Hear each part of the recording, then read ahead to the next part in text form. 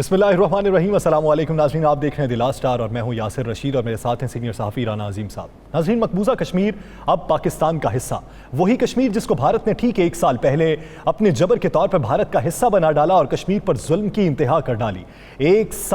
एक साल से वादी में कर्फ्यू और समाजी राब्ता मुनक़ता और जुल्म की इंतहा हो चुकी है, जो एक दिन तो क्या 1 घंटे भी कम ना हुई। भारतीय हठधर्मी के पेश नज़र ही हर फोरम पर कश्मीर का मुकदमा लड़ने के बाद ही पाकिस्तान ने भी आज मुत्तफ़िक़ा तौर पर मकबूजा कश्मीर, गिलगित बल्तिस्तान और लद्दाख, वही लद्दाख जिसमें चीन ने भारत को बेचैन किया, इन तीनों इलाकों को पाकिस्तान के नक्शे में शामिल कर लिया। अब हुकूमत का अगला लाहे अमल क्या होगा कि इस कामयाबी के बाद अगले मरहले में पाकिस्तान का अगला कदम क्या होगा। इसके अलावा अपोजिशन की आइंदा पॉलिसीज के बारे में भी बात होगी। अपोजिशन ने पहले आप की पॉलिसी भी अपना ली है। अब APC की क़यादत को ही ले लीजिए, शहबाज बिलावल को क़यादत की दरख्वास्त करते हैं। क्या वजह है कि शहबाज शरीफ आगे आना भी चाहते हैं और पीछे भी हट रहे हैं? दूसरी जानिब मौलाना फजलुर रहमान क्या मौक़िफ़ अपनाते हैं, उनके तहफ़्फ़ुज़ात क्या हैं? इसी बारे में बात करने के लिए JUI-FE के सीनियर रहनुमा हाफिज़ हुसैन अहमद साहब ने हमें ज्वाइन किया। हाफिज़ साहब, बहुत शुक्रिया आपके वक्त का। हाफिज़ साहब, APC पे बाद में बात करते हैं, पहले बात करेंगे हुकूमत पाकिस्तान के हालिया इक़दाम की।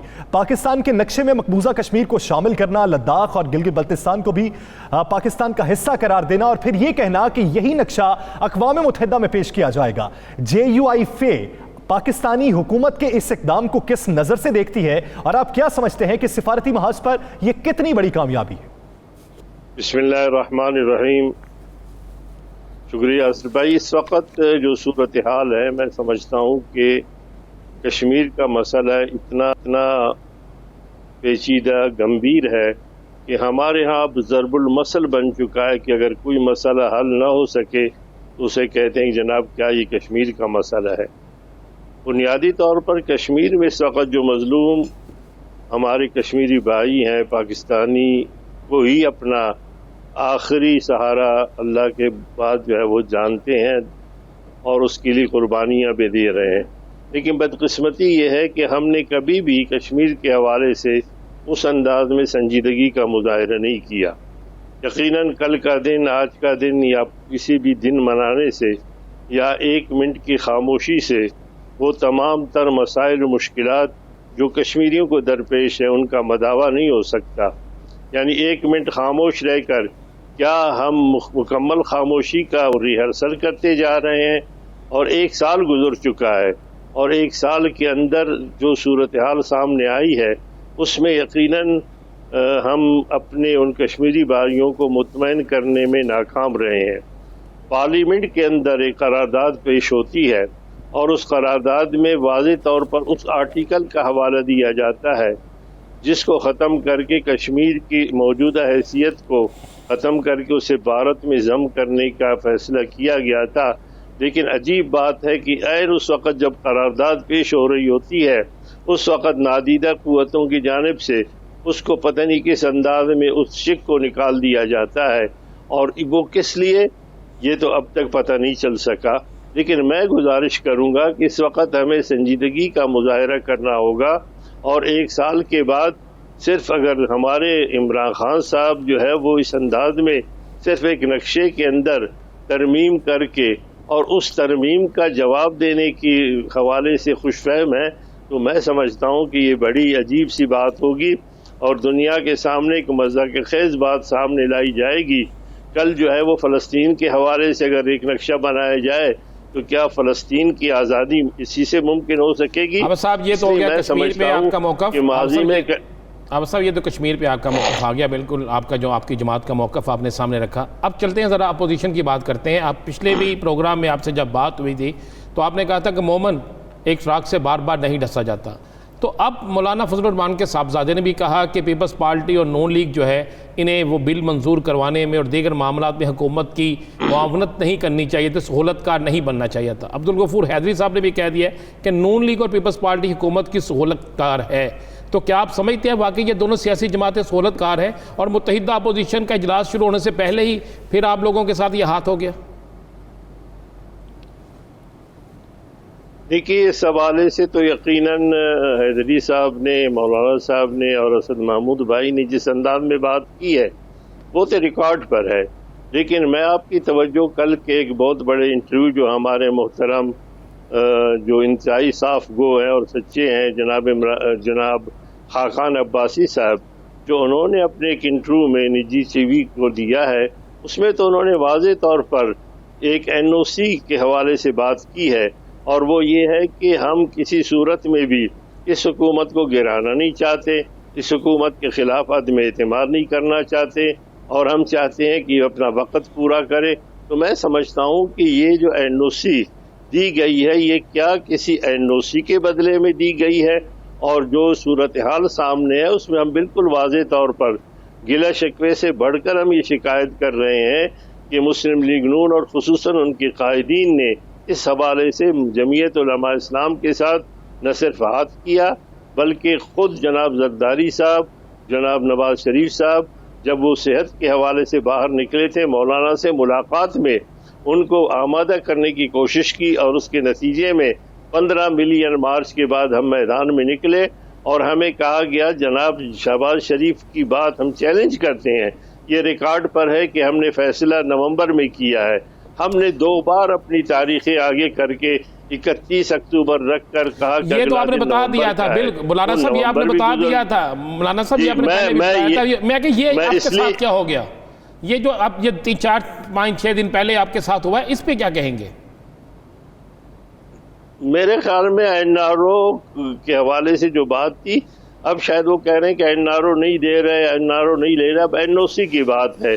NOC یہ دی جا رہی ہے کہ 5 سال تک آپ جس طرح بھی وہ بیٹھے رہے، اور اس کے بدلے میں میاں صاحب کو جس انداز میں یہاں سے بھیجا گیا تھا، یقیناً اس پہ ابھی تک وہ سوالیہ نشانات ہیں، اور جناب ڈاکٹر عدنان صاحب نے جو کرشمہ دکھایا تھا میڈیکل کے حوالے سے، یقیناً اس سے استفادہ کرنا چاہیے ملک، اور اس کورونا میں بھی بجائے اس کی کوئی اور مشیر صحت بناتے، عمران خان صاحب اس کو بناتے، کیونکہ انہوں نے نہ صرف عمران خان کو ماموں بنایا، بلکہ ماموں بنانے میں انہوں نے خود ان کے اپنے شوکت خانم اسپتال وغیرہ اس کی تمام لیبارٹریز اور محکمہ صحت کیا مولانا، کیا اب آپ کی جماعت اور اب آپ کی جماعت کیا اب ان کے ساتھ متحدہ اپوزیشن میں جائے گی ان حالات میں؟ دیکھیے ہم تو یقیناً ہماری کوشش و کاوش ہے، اور اب بھی آپ دیکھیں گے کہ اس وقت بھی مولانا صاحب کراچی گئے، بلاول صاحب سے ملے، زرداری صاحب سے ملے، پھر لاہور آئے، پھر اس طریقے سے، حالانکہ اس سے پہلے بلاول صاحب جو ہے وہ آئے تھے لاہور اور 10 دن بیٹھے رہے، لیکن ملاقات نہیں ہو سکی۔ ہماری کوشش اور کاوش تب بھی ہے، لیکن یقیناً ابھی ہمیں سوچنا پڑے گا کہ جس ٹرک کے بتی کے پیچھے وہ ہمیں لگا رہے ہیں، کیا اس میں وہ خود سنجیدہ ہے؟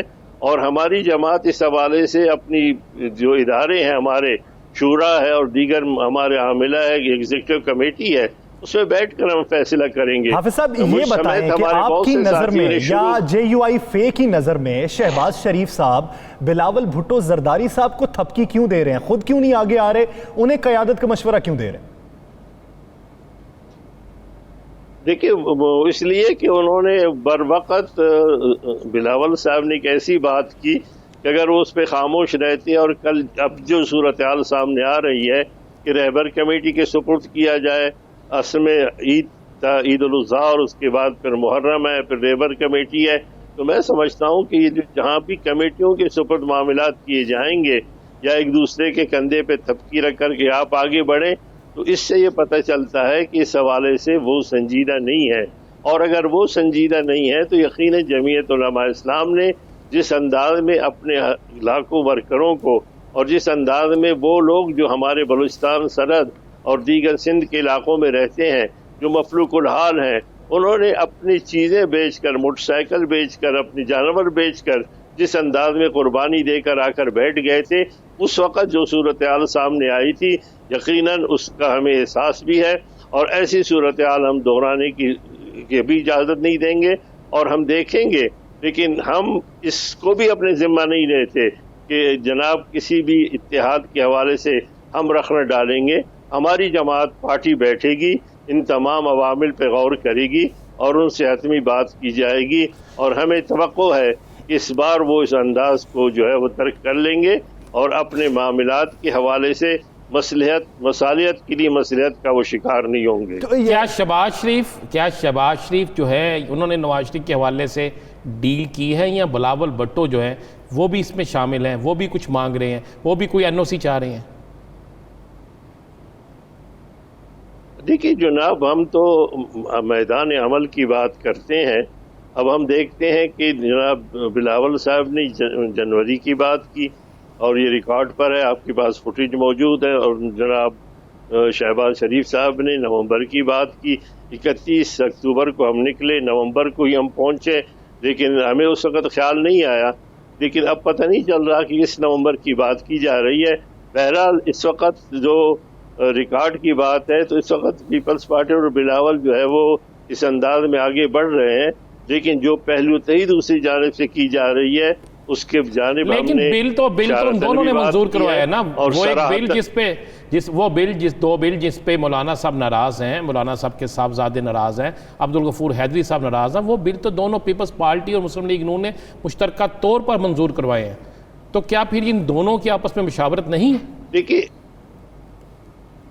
دیکھیے میں سمجھتا ہوں کہ دونوں کے مسائل اور مشکلات تقریباً ملتے جلتے ہیں, اور دونوں کی مجبوریاں بھی ہیں, یہ دنیا کو کے سامنے علم ہے. اور آپ نے دیکھا ہوگا کہ اس سے پہلے جب پہلی EPC بلائی گئی تھی تو اس وقت جناب زرداری صاحب نے انکار کیا تھا. اس کے بعد جب نواز شریف صاحب نے اس کے بعد جب بلائی گئی تو پھر نواز شریف صاحب نے انکار کیا.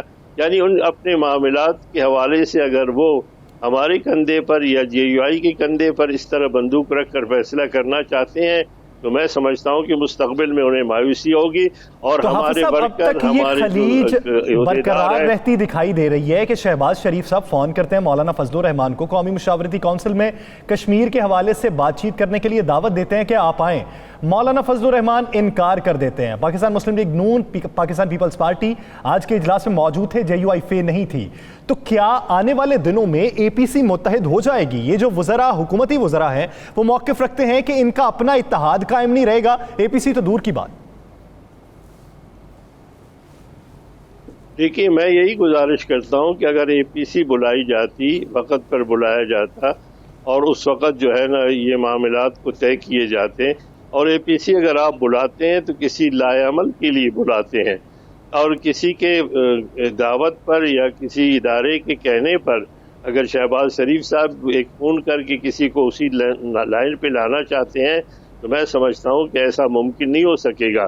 اس لیے کہ اگر APC آپ بلاتے ہیں, رہبر کمیٹی بلاتے ہیں اور لائے عمل طے کرتے ہیں, اور اس سے پہلے جناب خاقان عباسی صاحب برملا جو ہے وہ میڈیا میں یہ بات کہتے ہیں کہ جناب ہم تو نہ اس حکومت کو گرانا چاہتے ہیں, نہ اس کے خلاف جانا چاہتے ہیں, نہ احتجاج کرنا چاہتے ہیں, تو پھر آپ بتائیے کہ اگر APC ہو بھی جائے تو اس کی کیا وقت رہ جاتی ہے؟ اگر APC کا مقصد ہی کسی آئندہ مستقبل کے لائے عمل کا ہوگا تو پھر مستقبل کا لائے عمل اگر اس طریقے سے پہلے ہی قوم کے سامنے رکھا جائے, بڑی اچھی بات کی, انہوں نے اپنی سچائی کا اظہار کیا, وہ صاف گو آدمی ہے.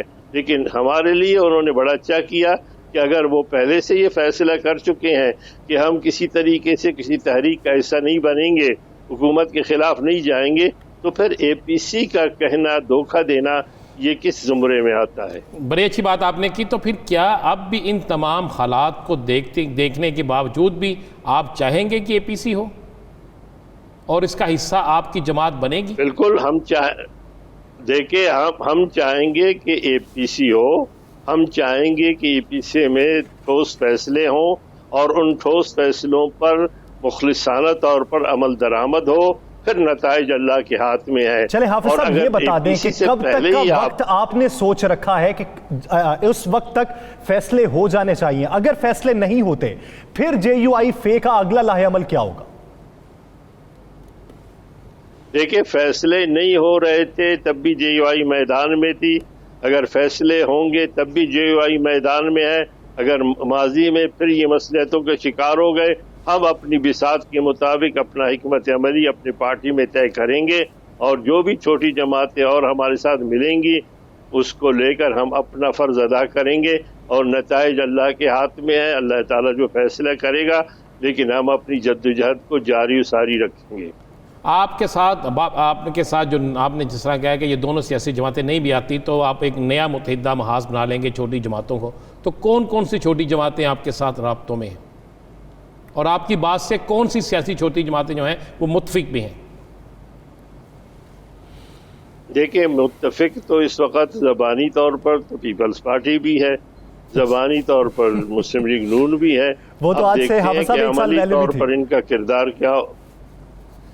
جی ہاں، لیکن یہ ہے کہ جتنی بھی پارٹیاں ہیں میں ان سے رابطے بھی ہیں، لیکن اس کا اس لیے میں نام نہیں لینا چاہتا کہ جب حتمی بات ہوگی تو انشاءاللہ متفقہ طور پہ قوم کے سامنے رانا صاحب اتحادی ساری جماعتوں بات کے آ حوالے سے. جائے گی، اور اس وقت تک جی ہاں اتحادی جماعتوں کے نام بھی آ جائیں گے جن سے ہمارے رابطے ہیں، اور جن سے رابطے ہم نے کرنے ہیں ہم اپنی بساط کے مطابق انشاءاللہ اپنی کوششوں کو جاری رکھیں گے.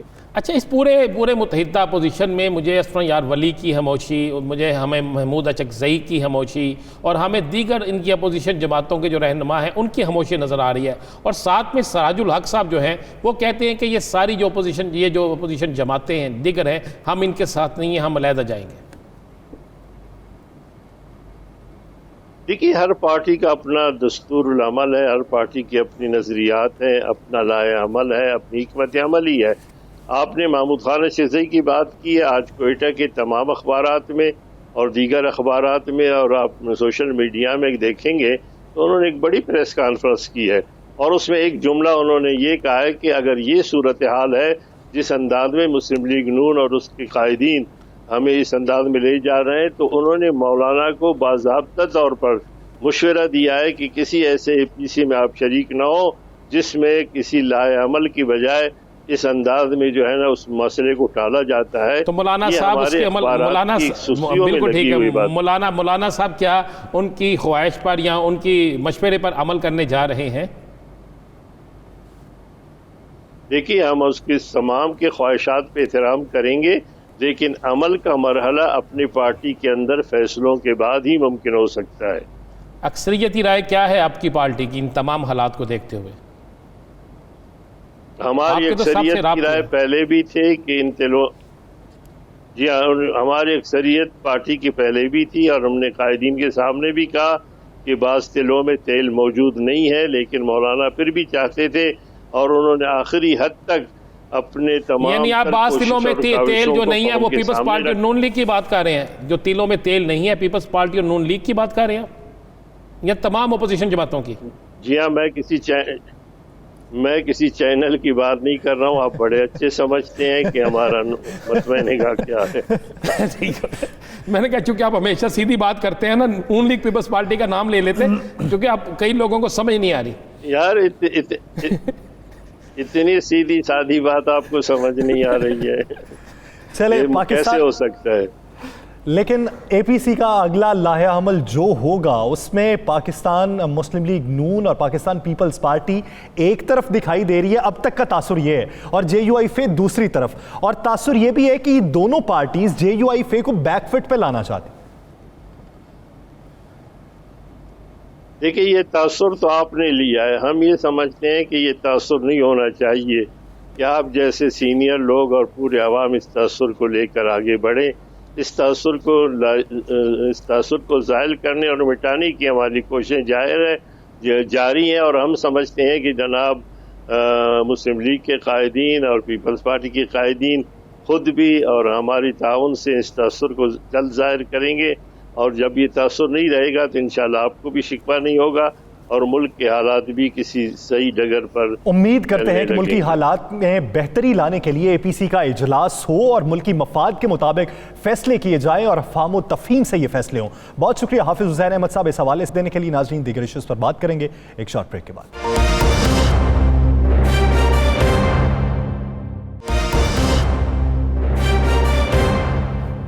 Welcome back. ناظرین، جمعیت علماء اسلام فے کے رہنما حافظ حسین احمد کا موقف آ چکا ہے اے پی سی کے حوالے سے بھی اور حکومتی اقدامات کے حوالے سے بھی جو حالیہ نقشہ جاری کیا گیا ہے. ناظرین، اے پی سی کے حوالے سے جے یو آئی فے کے تحفظات بھی ہیں، پاکستان مسلم لیگ نون سے انہیں گلے بھی ہیں، شکوے بھی ہیں، شکایتیں بھی ہیں، اور یہی شکایتیں پاکستان پیپلز پارٹی سے بھی ہیں، اور حکومتی موقف پہ اقدام پہ ان کا موقف بھی سامنے آیا. لیکن اس پہ پاکستان مسلم لیگ نون کیا رائے رکھتی ہے، اسی پر بات کرنے کے لیے سینئر رہنما راجہ ظفر الحق صاحب نے ہمیں جوائن کیا ہے. راجہ صاحب بہت شکریہ آپ کے وقت کا. راجہ صاحب، اے پی سی پہ تو بعد میں بات کریں گے، پہلے بات کر لیتے ہیں نیا نقشہ جو جاری ہوا حکومت پاکستان کی جانب سے، جسے اقوام متحدہ میں پیش کرنے کا حکومت عزم کیے بیٹھی ہے. تو آپ اس نقشے پہ کیا رائے رکھتے ہیں؟ اور شہباز شریف صاحب نے مولانا فضل الرحمان کو فون کیا، کشمیر کے حوالے سے قومی مشاورتی کونسل میں شرکت کی انہیں دعوت دی، لیکن ان کی جانب سے انکار کس وجہ سے ہوا؟ آج جو اجلاس بلایا گیا تھا اس میں ساری جماعتیں تھیں ماسوے JUI کے. اچھا، تو شہباز شریف صاحب نے مولانا فضل الرحمان سے رابطہ کیا تھا، انہیں دعوت دی تھی کہ آپ بھی مشاورتی کونسل میں آئیں؟ نہیں، یہ تو جو اجلاس یکے بعد دیگرے ہوتے ہیں، تو یعنی کل جو ہے وہ سینٹ نے ایک اسپیشل سیشن رکھا ہوا ہے کشمیر کے مسئلے کے اوپر، اور وہاں بحث بھی ہوگی اور ایک مشترکہ قرارداد بھی لائی جائے گی انشاءاللہ.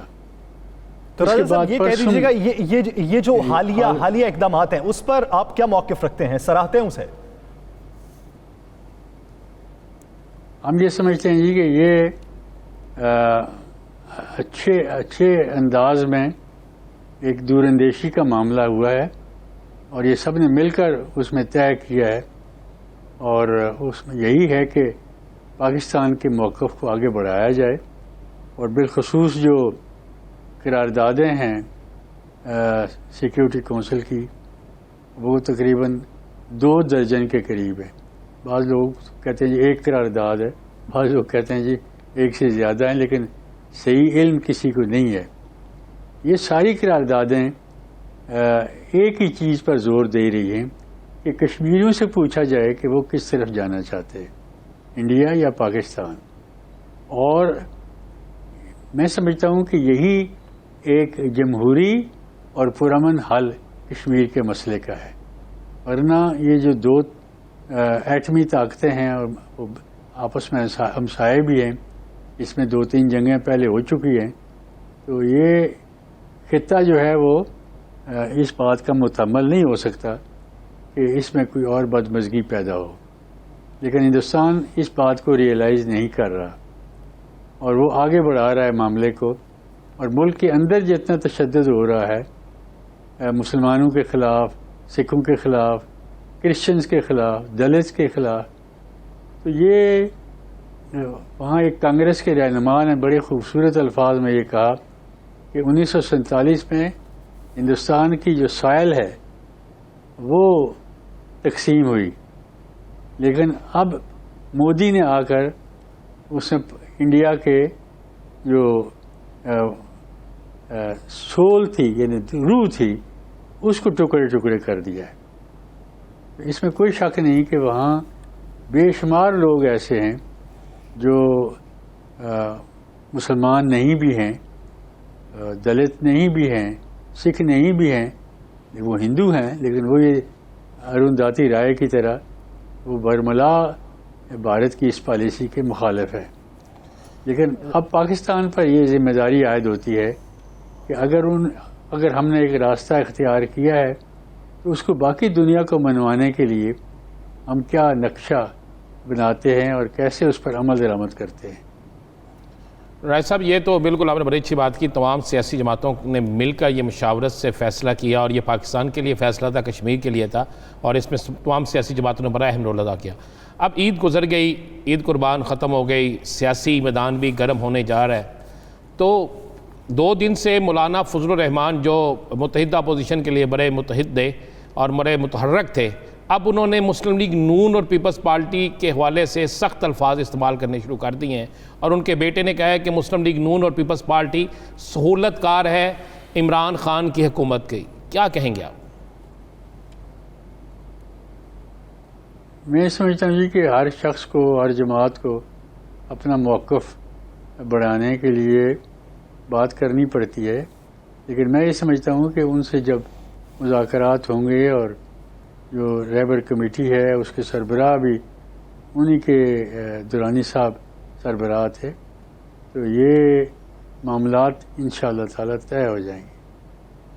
تو رائے صاحب، متحدہ اپوزیشن کی قیادت میاں محمد شہباز شریف کیوں نہیں کر رہے؟ وہ بلاول بھٹو کو یہ قیادت کیوں دینا چاہتے ہیں؟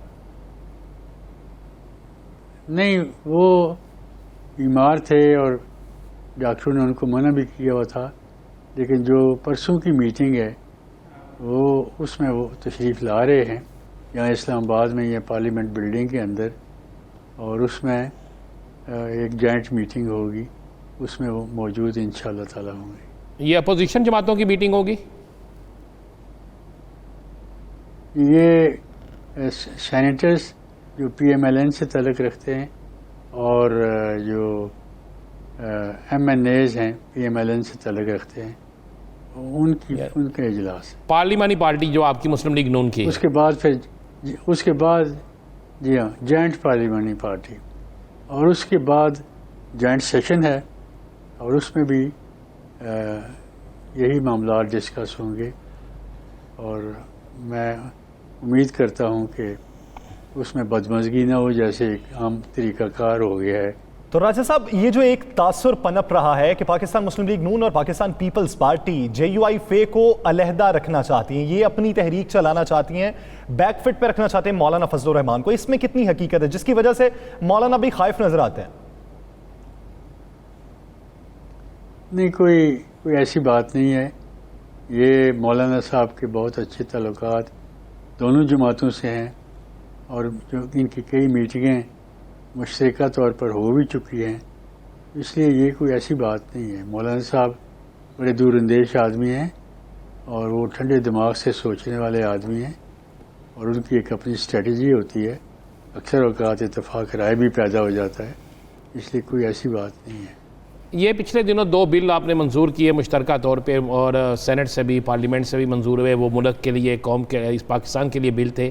اس بل میں بھی بڑی مخالفت، اس پہ بڑی چیخ و پکار کی، بڑے سخت الفاظ استعمال کیے مولانا فضل الرحمان کے بیٹے نے، عبدالغفور حیدری صاحب نے، خود مولانا صاحب نے۔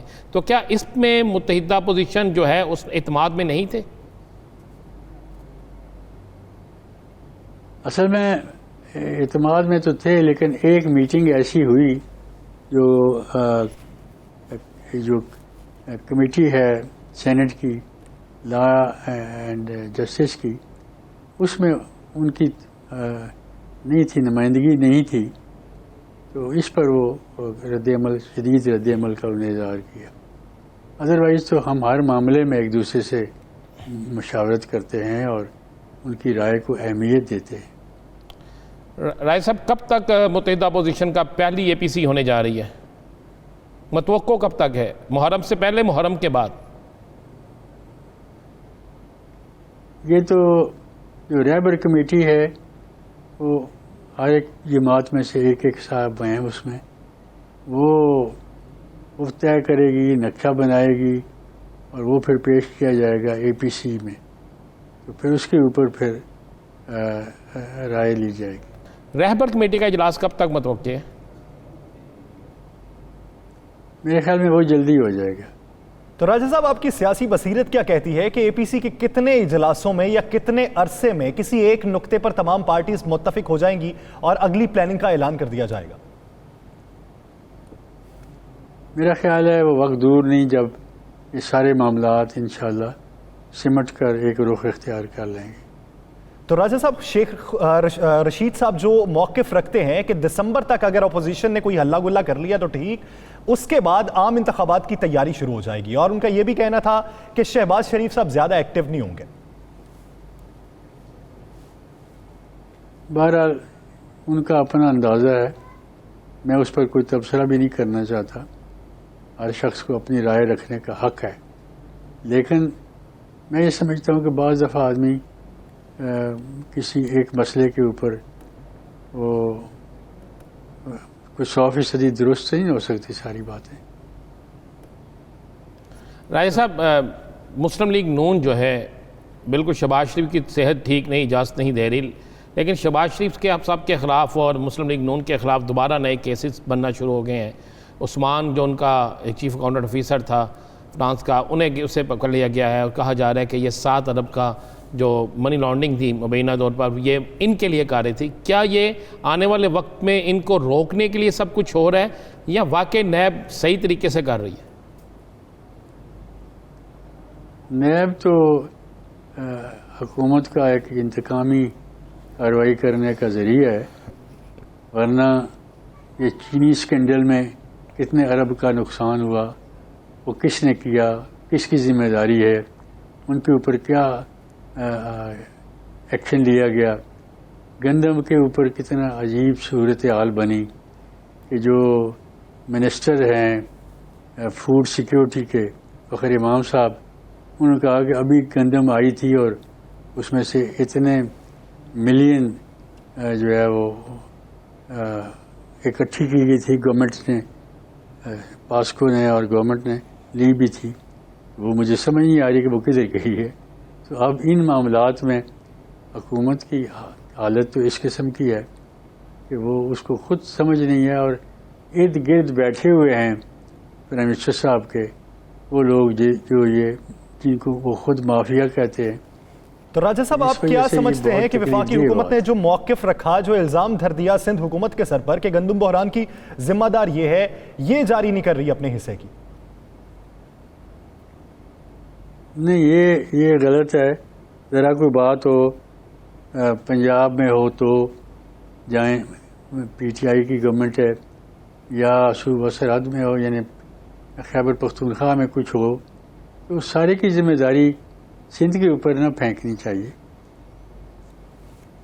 راجہ صاحب، آپ کا کل اجلاس 2 دن بعد آپ نے کہا اجلاس ہو رہا ہے، بڑا اہم اجلاس ہے، اور اس کے بعد متحدہ اپوزیشن نے تحریک بھی چلانی ہے. کیا ان تمام معاملات میں میاں محمد نواز شریف صاحب سے مشاورت کی جاتی ہے؟ اور کیا یہ جو آپ کا جوائنٹ اجلاس ہے اس میں بھی میاں محمد نواز شریف صاحب کو فون پر یا ویسے مشاورت کی جائے گی؟ یہ ان کو جتنا ہو سکتا ہے باخبر رکھا جاتا ہے.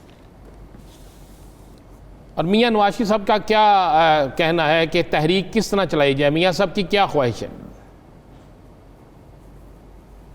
میں یہ ٹی وی پر تو نہیں کہہ سکتا کہ ان کا کیا کہنا ہے. ایک سیاسی کارکن یا ایک سیاسی رہنما ہونے کی حیثیت سے آپ بتا دیں ویسے کس طرح کی تحریک چلے گی؟ میں سمجھتا ہوں کہ دنیا اتنی تنگ ہو چکی ہے مہنگائی سے، بے روزگاری سے، کرائم سے، کہ لوگ بہت بے حد تنگ ہیں، بے حد پریشان ہیں. کیا اس تحریک کے دوران میاں محمد نواز شریف واپس آ جائیں گے؟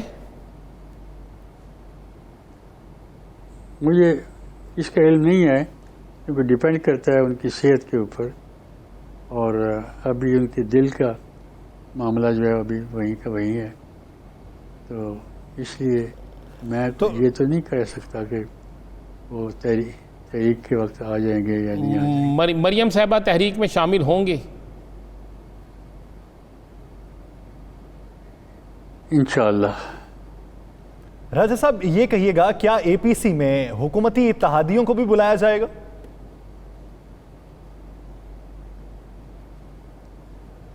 حکومتی اتحادی اگر آنا چاہیں گے تو ضرور بلایا جائے گا. یعنی یہ آپشن ہے، حکومتی اتحادیوں سے کوئی رابطے ہیں؟ یہ رابطے تو سیاستدانوں کے آپس میں ایک دوسرے سے ہوتے رہتے ہیں. کیا مسلم لیگ کاف اور مسلم لیگ نون میں کوئی رابطے شروع ہو چکے ہیں؟ یا وہ جو سماجی رابطے ہیں وہ تو رہتے ہیں. سماجی رابطے رہتے ہیں. تو کیا آنے والے دنوں میں کوئی امکانات ہیں کہ تمام مسلم لیگیں ایک ہو جائیں؟ یہ تو ایک ایسا آئیڈیل ہے جس کے لیے بہت سارے لوگ خواہش مند ہیں. راجہ صاحب، کووڈ کے حوالے سے جو پاکستانی حکومت نے حکمت عملی اپنائی تھی، اپوزیشن نے پہلے دن سے اس پر تنقید کی اور آج تک تنقید ہی کی ہے. لیکن آپ یہ دیکھیں کہ امریکہ میں وال سٹریٹ جرنل یہ لکھتا ہے کہ دنیا کی جو سپر پاور ہے اسے اس کرونا کا مقابلہ کرنے میں مشکلات کا سامنا ہے، جبکہ پاکستانی حکومت نے بہترین حکمت عملی سے اس پہ قابو پایا. اصل میں یہ پورے حالات واقعات سامنے نہیں ہیں، لیکن جو امریکہ کے موجودہ صدر ہیں وہ بڑے غیر سنجیدہ اور لاؤبالی پن کے مالک صدر ہیں، اور وہ کوئی فیصلہ کرتے ہیں تو اس کے پیچھے کوئی ریزننگ نہیں ہوتی. ان کی مشاورت جو ہے وہ بھی بڑی محدود ہے، اور اسی لیے ان کی پوزیشن الیکشن جو اب یہ نومبر میں ہونے والے ہیں اس میں ان کی پوزیشن کوئی اتنی اچھی نہیں ہے. صحیح. اس کا بس آخری سوال آپ نے کہا جی انشاءاللہ مریم نواز صاحبہ جو ہیں وہ تحریک میں شامل ہوں گی، تو اس کا مطلب ہے جب تحریک چلنے جا رہی ہے مریم صاحبہ کا شامل ہونا کو مسلم لیگ نون اب فائنل راؤنڈ کھیلنے جا رہی ہے؟ انشاءاللہ۔ چلے آگے اے پی سی میں کیا حکمت عملی ترتیب پاتی ہے، مولانا فضل الرحمان کو ساتھ لے کر چلتے ہیں یا مولانا اپنی جگہ پہ اپنے موقف پر یا اپنے تحفظات پر قائم رہتے ہیں، یہ تو وقت ہی بتائے گا۔ بہت شکریہ راجہ ظفر الحق صاحب اس اپنا وقت دینے کے لیے۔ ناظرین دیگر ایشوز پر بات کریں گے ایک شارٹ بریک کے بعد۔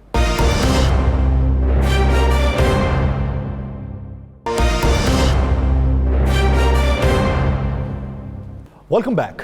ناظرین، ایک جانب سمارٹ لاک ڈاؤن کے نام پر سیاحتی مقامات کو بند کیا گیا ہے، کسی کو آنے جانے کی اجازت نہیں ہے، لیکن حالیہ کچھ دنوں میں عید الاضحیٰ کے کچھ دنوں میں لوگوں کا ایک بڑا جمع غفیر ان سیاحتی مقامات کا رخ کرتا ہے، انہیں مختلف جگہوں پر روک لیا جاتا ہے، انتظامیہ بھی اس میں ناکام نظر آتی ہے، لیکن پھر بھی انہیں سیاحتی مقامات تک رسائی نہیں ہوتی۔ اس کے برعکس حکومتی وزراء اور بیوروکریٹس کی ایک بڑی تعداد ہے جو سیاحتی مقامات پر موجود ہے اور وہاں پر ان کے خاندان بھی موجود ہیں اور مزے لیے جا رہے ہیں۔ اسی پر بات کرنے کے لیے ہمارے نمائندہ خصوصی سدھیر احمد عباسی ہمارے ساتھ موجود ہیں۔ سدھیر، عام عوام کو تو رسائی نہیں ہے، لیکن رسائی ہے کس کو، کس تعداد میں، کتنے دنوں سے، اور عام عوام کی رسائی کب ممکن ہوگی؟ جی بالکل، سب سے پہلے میں آپ کو بتاؤں کہ حکومت کی جانب سے ملک بھر میں لاک ڈاؤن کے باعث تمام سیاحتی مقامات پر سیاحوں کے داخلے پر پابندی برقرار ہے، جس کے باعث مری کے تمام انٹری پوائنٹس پر پولیس ناکوں پر مقامی لوگوں سمیت سیاحوں کو شدید مشکلات کا سامنا ہے۔ پولیس کے لیے ناکے اس وقت سونے کی چڑیا بن چکے ہیں، جبکہ دوسری جانب ان دنوں مری میں تمام سرکاری جو ریسٹ ہاؤسز اور گیسٹ ہاؤسز ہیں وہاں پر وزراء اور بیوروکریٹس کی فیملیوں سے بھرے پڑے ہیں اور ہر طرف سڑکوں پر سرکاری نمبر پلیٹس اور نیلی لائٹس والی گاڑیاں دوڑتی نظر آ رہی ہیں، جبکہ مری میں سیاحوں کے داخلے پر پابندی کے باعث انڈسٹری اور تاجر طبقہ بری طرح متاثر ہے۔ آپ کو بتا چلوں کہ سیاحوں اور تاجر تنظیموں نے پولیس ناکوں پر شدید احتجاج کرتے ہوئے کہا ہے کہ پولیس ناکوں پر سیاحوں کو تنگ کیا جا رہا ہے اور بھاری نظر کے عوض سیاحوں کو چھوڑا جاتا ہے۔ تاجر تنظیموں کے نمائندوں نے وزیر پنجاب سے اپیل کی کہ مری سے دور معیار کو ختم کیا جائے اور اس وقت صرف جو سرکاری نمبر پلیٹس کی گاڑیاں ہیں ان کو چھوڑا جا رہا ہے، جو سیاح ہیں ان کو ان ناکوں سے واپس کیا جا رہا ہے، جبکہ مقامی جو لوگ ہیں ان کو شناختی کارڈ چیک کر کے ان کو یہاں آنے کی اجازت دی جا رہی ہے۔ آپ کو بتاؤں کہ اس وقت بھی جو حالات ہیں وہ بڑے گمبھیر ہیں ان ناکوں پر، اور جو ہوٹل انڈسٹری کی جو نمائندہ تنظیمیں ہیں انہوں نے شدید احتجاج کیا کہ ان ناکوں کو ختم کیا جائے تاکہ یہاں سے دورہ معیاری اس کو ختم کیا جائے۔ عباسی صاحب ساتھ رہی گا۔ رانا صاحب، جیسا کہ عباسی صاحب بتا رہے ہیں وزراء اور بیوروکریٹس جو ہیں ان کی بڑی تعداد اس وقت سیاحتی مقامات پر موجود ہے۔ آپ کو یاد ہوگا کہ جب وزیر اعظم نے نتھیا گلی جا کر عید الاضحیٰ منانے کا اعلان کیا تھا تو اس کے بعد لوگوں کی کچھ رائے یہ تھی کہ لوگوں کے جانے پر تو پابندی ہے لیکن وزیر اعظم جا سکتے ہیں۔ ایک بات ٹھیک ہے، جس کی ادھر رہائش ہے وہ جا سکتا ہے، لیکن وزراء اور بیوروکریٹس کی کہاں پر رہائش ہے؟ وہ گیسٹ ہاؤسز بھرے پڑے ہیں، عام عوام جو ہے اسے جانے کی اجازت نہیں، لاٹھیاں برسائی جاتی ہیں۔ لیکن یار سر، آپ سوات چلے جائیں، آپ بحرین چلے جائیں، آپ کلام چلے جائیں، اس کے بعد پاکستان کا سب سے بڑا سیاحتی مقام مری ہے جہاں پر پورے پاکستان سے سب سے زیادہ لوگ آتے ہیں۔ مری ہو گیا، نتھیا گلی ہوگی، ایوبیا ہو گیا، ساتھ میں آپ بوربان لے لیں۔ یہاں پر اگر آپ غور کریں تو یہاں پر جتنے گیسٹ ہاؤس ہیں سرکاری، جس میں ہزاروں کی تعداد میں لوگ رہ سکتے ہیں جتنے موجود ہیں، وہاں پر اس گیسٹ ہاؤس کے ہماری یہ آپ ٹی وی پہ دیکھ سکتے ہیں کہ دکھایا جا رہا ہے کہ ان گیسٹ ہاؤس کے اندر گاڑیاں کھڑی ہیں، ان گیسٹ ہاؤس کے اندر سبز نمبر پلیٹ والی گاڑیاں کھڑی ہیں، بیوروکریٹس کی گاڑیاں کھڑی ہیں، ارکان اسمبلی کے رشتہ داروں کی گاڑیاں کھڑی ہیں۔ وزراء روزانہ ٹی وی پہ چلتا ہے کہ آج فلاں وزیر جو ہے مری کے مار روڈ پہ موجود تھے، دیکھیں اس وزیر کی وہاں پہ رہائش تو نہیں ہے، ان بیوروکریٹس کی وہاں پہ رہائش تو نہیں ہے۔ بدقسمتی یہ ہے کہ سیاحتی مقامات جو سب سے زیادہ آمدن دیتے تھے، جو سب سے بڑا ویژن تھا اس کا ہمارے وزیر اعظم پاکستان کا کہ یہی جو ہے ہم سیاحت کو آگے لے کر جائیں گے، لیکن وہاں پر کیا ہو رہا ہے کہ سیاحتی مقامات پر عام آدمی کو جانے کی اجازت نہیں ہے، لیکن وہاں پر بیوروکریٹ جا سکتا ہے، وزیر جا سکتا ہے، بااثر آدمی جا سکتا ہے، عام لوگ وہاں بھوکے مر جائیں، ان کے لیے سرکاری گیسٹ ہاؤس کھلے ہیں۔ اگر یہ پابندی ہے، ٹھیک ہے، وزیر اعظم سب کی رہائش گاہ وہاں پہ موجود تھی، وہ چلے گئے، لیکن جن کی رہائش گاہ موجود نہیں ہے وہ وزیر سرکاری گیسٹ ہاؤسز میں کیوں جا رہے ہیں؟ ان کو وہاں پہ رہنے کی اجازت کون دے رہا ہے؟ ان کو ہوٹلوں تک میں پہنچنے کی اجازت کون دے رہا ہے؟ تو یہ ایک دورہ معیار ہے جس کے باعث ہو یہ رہا ہے کہ پولیس وہاں پہ پیسے وصول کر رہی ہے ناکوں پہ، جو پیسے زیادہ دے گا چاہے وہ وزیر ہے یا نہیں ہے اسے جانے کی اجازت ہے، جو پیسے نہیں دے گا وہ رک جائے گا۔ عباسی صاحب یہ کہیے گا کہ وہ عوام جو سیاحتی مقامات پر جانا چاہتی ہیں، آپ کی اطلاعات یا خبریں کیا کہتی ہیں کہ یہ سیاحتی مقامات کب تک کھل جائیں گے؟ جی ابھی تک تو یہی پتہ چلا ہے کہ ایس او پیز تیار ہو رہے ہیں، اس کے بعد جو ہیں یہ سیاحتی مقامات جو ہیں یہ کھولے جا رہے ہیں، لیکن یہاں کی جو ہوٹل انڈسٹری سے وابستہ جو جتنے طبقے ہیں وہ شدید پریشان ہیں اور وہ مالی بحران کا شکار ہو چکے ہیں اور فاقوں پر مجبور ہیں، اور وہ اس انتظار میں ہیں کہ کب یہ سیاحتی مقامات کھلیں تو وہ ان کے روزگار بحال ہو سکیں۔ یہ اسی ہفتے میں نا یاسر، اسی ہفتے میں میری ابھی بات ہوئی پروگرام سے پہلے وزیر اطلاعات پنجاب سے بھی ہوئی ہے اور دیگر جو ذمہ داران سے بھی ہوئی ہے، ان کا کہنا ہے کہ اسی ہفتے میں جو ہے امید ہے کہ یہ ایس او پی کے تحت چلیں امید کرتے ہیں کہ عوام کے لیے بھی یہ مقامات کھول دیے جائیں گے۔ سدھیر احمد عباسی اس حوالے سے اپنا وقت دینے کے لیے۔ ناظرین، یہ مقامات کھلیں گے تب ہی عوام کو کچھ ریلیف ملے گا، چہروں پر خوشی آئے گی کہ اتنا عرصہ ہم نے اس کرونا وائرس زدہ ماحول میں گزار دیا ہے کہ جب خوشیوں کا وقت ہے تب طبقات میں نہیں بٹنا چاہیے، ایک ہی سطح پر سب کو ٹریٹ کرنا چاہیے۔ ناظرین، دیگر ایشوز پر بات کریں گے ایک شارٹ بریک کے بعد۔